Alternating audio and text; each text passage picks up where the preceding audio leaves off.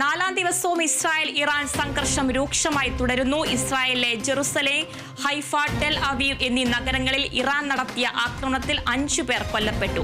നിരവധി പേർക്ക് പരിക്കേറ്റുവെന്നും വിവരം. ആക്രമണത്തിൽ ടെൽ അവീവിലെ US എംബസിക്കും കേടുപാടുണ്ടായി. ഇറാന്റെ മിസൈൽ കേന്ദ്രങ്ങളും ആണവ കേന്ദ്രങ്ങളും ലക്ഷ്യമിട്ടാണ് ഇസ്രായേലിന്റെ ആക്രമണം. ഇസ്രായേൽ ആക്രമണത്തിൽ ഇറാൻ സൈന്യത്തിന്റെ രഹസ്യാന്വേഷണ വിഭാഗം മേധാവി കൊല്ലപ്പെട്ടു. ഇറാനിൽ 224 പേരാണ് ഇതുവരെ കൊല്ലപ്പെട്ടത്. ആക്രമണം തുടർന്നാൽ ആണവ കരാറിൽ നിന്ന് പിന്മാറുമെന്ന് ഇറാന്റെ ഭീഷണി മുഴക്കി. ടെഹ്റാനിലെ ജനങ്ങളോട് ഒഴിഞ്ഞു പോകണമെന്ന് ബെഞ്ചമിൻ നെതന്യാഹു നിർദ്ദേശിച്ചു. ഇറാനിലുള്ള ഇന്ത്യക്കാരെ ഒഴിപ്പിക്കാനുള്ള നടപടികൾ വിദേശകാര്യ മന്ത്രാലയം തുടങ്ങി.